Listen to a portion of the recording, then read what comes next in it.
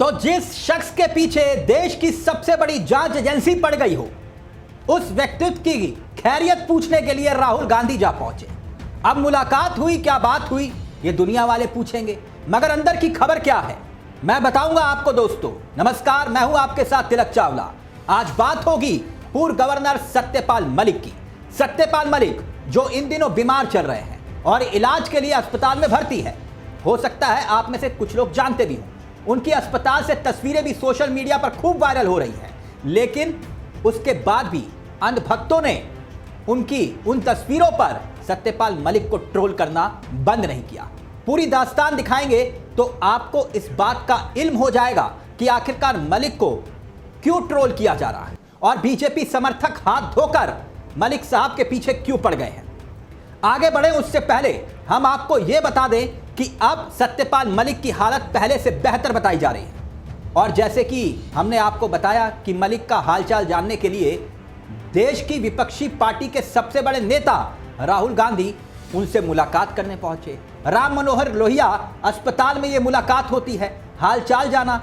अब राहुल गांधी की सत्यपाल मलिक से मुलाकात और उसके मायने क्या है, हम उस पर भी आए, मगर उससे पहले चर्चा में आए सत्यपाल मलिक के एक और ट्वीट का जिक्र यहां जरूरी हो जाता है, क्योंकि सोशल मीडिया हैंडल एक्स पर पूर्व गवर्नर और मोदी की मुखालफत का झंडा उठाने वाले सत्यपाल मलिक जो कुछ लिख रहे हैं वो बहुत दिलचस्प है, बहुत खास है। राहुल गांधी से मुलाकात की जानकारी देते हुए Satyapal Malik social media handle पर कुछ यूं लिखते हैं, मैं जल्द ही स्वस्थ होकर लौटूंगा और जो सत्य और संघर्ष की लड़ाई में लड़ रहा हूं वो लड़ाई आप लड़ रहे हैं, यानी राहुल गांधी लड़ रहे हैं। वो ये बात राहुल गांधी के लिए बोल रहे थे। आगे ये भी कह गए कि आप इसी तरह से देश की आवाज उठाते रहें। सत्यपाल मलिक जब देश की आवाज उठाने का जिक्र करते हैं तो आपके जहन में मोदी जी भी आएंगे, मोदी जी का चेहरा भी आएगा, क्योंकि देश के प्रधानमंत्री तो नरेंद्र मोदी हैं, इसीलिए देश की जिम्मेदारी भी उनके कंधों पर है। खैर, सत्यपाल मलिक के बयान और इस बयान के बाद बीमारी की हालत में वो भी सियासी गलियारों में हलचल पैदा करती है। हलचल वो ये कि मोदी नहीं राहुल गांधी देश की आवाज उठा रहे हैं। सत्यपाल मलिक के बयान से आप ये भी समझ सकते हैं कि पिक्चर अभी बाकी है। सत्यपाल मलिक फिर लौटने की बात कर रहे हैं, ये सिर्फ बात नहीं कर रहे, करके भी दिखाएंगे। तो क्या पीएम मोदी के खिलाफ एक नया मोर्चा खोलने का आह्वान सत्यपाल मलिक ने अस्पताल से ही कर दिया? जो भक्त सोशल मीडिया पर लिख रहे थे कि 300 करोड़ रिश्वत ठुकराई थी, अब 2200 करोड़ रुपए के केस में खुद फंसे हैं। यह कहानी सुनकर तो लगता है सचमुच जम्मू कश्मीर में ईमानदारी की दुकान बंद हो गई है। अस्पताल में है, लेकिन शायद इलाज से पहले इंसाफ की जरूरत है। एक और यूजर हैं, उन्होंने सोशल मीडिया पर कुछ यूं लिखा, भाई जब 2200 करोड़ रुपए लिए गए तो 300 करोड़ का क्या करेंगे? धन्य है ये भारत का झोला छाप संविधान, जहां एक ऐसे लोगों के लिए कोई इलाज नहीं, गरीब होते हैं उनके लिए इलाज नहीं, पुलिस अस्पताल में पहुंच जाती है, उठा लिया जाता है, लेकिन अमीर नेता होते हैं तो मैलॉर्ड भी आ जाएंगे, बिस्तर में कानून की किताब लेकर पहुंच जाएंगे बचाने के लिए। कुछ इस तरह से यूजर्स लिख रहे हैं, ट्रोल कर रहे हैं इन्हीं सत्यपाल मलिक को।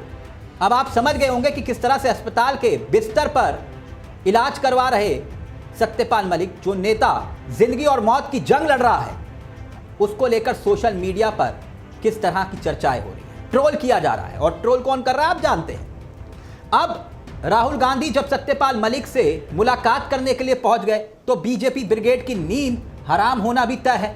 वैसे भी इससे पहले समाजवादी पार्टी के अध्यक्ष अखिलेश यादव ने भी सत्यपाल मलिक को लेकर सोशल मीडिया पर आवाज बुलंद की थी, और अब तो खुद राहुल गांधी मुलाकात करने के लिए सत्यपाल मलिक के पास जा पहुंचते हैं। तो क्या यह सामान्य मुलाकात थी दोस्तों? दरअसल आप जानते होंगे कि सत्यपाल मलिक का यह कहना था कि मुझे, मामला क्या है वो बता रहा हूं, मुझे 300 करोड़ रुपए की घूस का ऑफर मिला था। मुझसे कहा गया था कि 300 करोड़ लीजिए और जहां कह रहे हैं वहां पर साइन कर लीजिए और खामोश रहिए। यह बात सत्यपाल मलिक ने कही थी। वो जबरदस्त भ्रष्टाचार होने का जिक्र कर रहे थे। 300 करोड़ रुपए की घूस मुझे ऑफर की गई थी, ये आरोप सत्यपाल मलिक ने लगाए थे। वैसे सीबीआई ने पहले भी सत्यपाल मलिक के ठिकानों पर जांच की थी और उस वक्त सत्यपाल मलिक का यह कहना था कि कुछ जोड़ी कुर्ते पजामों के अलावा मेरे पास कुछ नहीं मिला, सिर्फ कुर्ते पजामे थे और कुछ नहीं। यानी ये मामला काफी दिनों से चल रहा है। 2022 में इसी मामले को लेकर एफआईआर दर्ज हुई।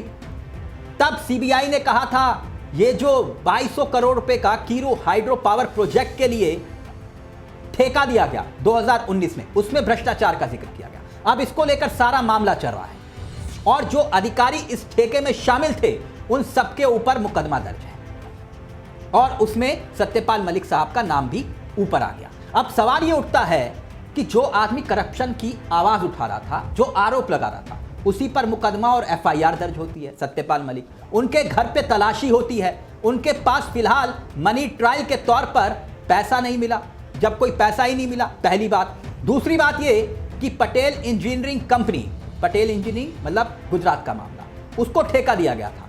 तो फर्स्ट हैंड ठेका किसने दिया था, कौन कौन इसमें शामिल था, क्या उपराज्यपाल भी उस मीटिंग में थे या उनके कहने पर ठेका दिया? नंबर 3 सवाल, महत्वपूर्ण सवाल, क्या पटेल इंजीनियरिंग ने सत्यपाल मलिक जी को कोई पैसा दिया था? फिलहाल तो कुछ सामने नहीं आया। पैसे की बात कही गई लेकिन पैसा नहीं बरामद हुआ। तो फिर सत्यपाल मलिक के खिलाफ केस पर सवाल उठना भी लाजमी है। सवाल तो उठेंगे कि करप्शन का जिक्र करने वाले, सवाल उठाने वाले, आरोप लगाने वाले, उन्हीं पर ही मुकदमा क्यों? क्योंकि वो अब सरकार का विरोध कर रहे हैं। अगर मलिक ने वाकई में उस वक्त पैसा खा लिया होता और चुप रह गए होते, एक शब्द नहीं बोला होता, तो फिर क्या होता? किसी का ध्यान उस तरफ जाता ही नहीं। इसी जांच को लेकर सत्यपाल मलिक चर्चाओं में है। सत्यपाल मलिक इससे पहले किसान आंदोलन में मोदी सरकार के खिलाफ झंडा उठा चुके और उनके बयान सुर्खियों में थे।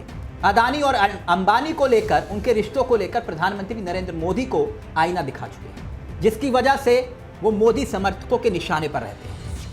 अब लौटते हैं वापस सत्यपाल मलिक के इस पोस्ट पर जिसका हम जिक्र कर रहे थे। राहुल गांधी से मिलने के बाद सोशल मीडिया पर इस तरह का पोस्ट, जिसमें उन्होंने कहा जो सत्य और संघर्ष की लड़ाई में लड़ रहा हूं वही लड़ाई आप लड़ रहे हैं, और कहा जल्दी स्वस्थ होकर लौटूंगा, वापस आऊंगा। यानी मोदी सरकार के खिलाफ फिल्म में अभी ये ट्रेलर है। उन्हीं सवालों को धार देकर उठाने का जिक्र मोदी सरकार के सामने कर रहे हैं। उनके समर्थकों को अब ये पसंद नहीं आएगा, चाहे सवाल मोदी की नसों में सिंदूर का हो या फिर सवाल किसानों की आमदनी दोगुनी करने का हो। लेकिन इस बीच सवाल एक ये भी है कि सीबीआई ने जिस तरह से सत्यपाल मलिक के खिलाफ आरोप पत्र दाखिल किए हैं, उसके बाद सियासत थमेगी नहीं, ये तय है। क्योंकि सत्यपाल मलिक जब अस्पताल से लौटेंगे तो वो वार करेंगे, ये भी तय है। इस खबर को लेकर दोस्तों आपकी क्या राय है? आप क्या सोचते हैं, सत्यपाल मलिक के साथ क्या वाकई में अन्याय हो रहा है,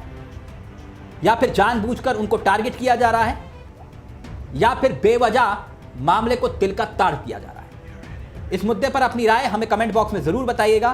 फिलहाल मुझे तिलक चावला को दीजिए इजाजत, और एक दरख्वास्त आपसे कि अगर आपने इस चैनल को सब्सक्राइब नहीं किया तो आप इसे सब्सक्राइब जरूर करिएगा। नमस्कार, जय हिंद, जय भारत।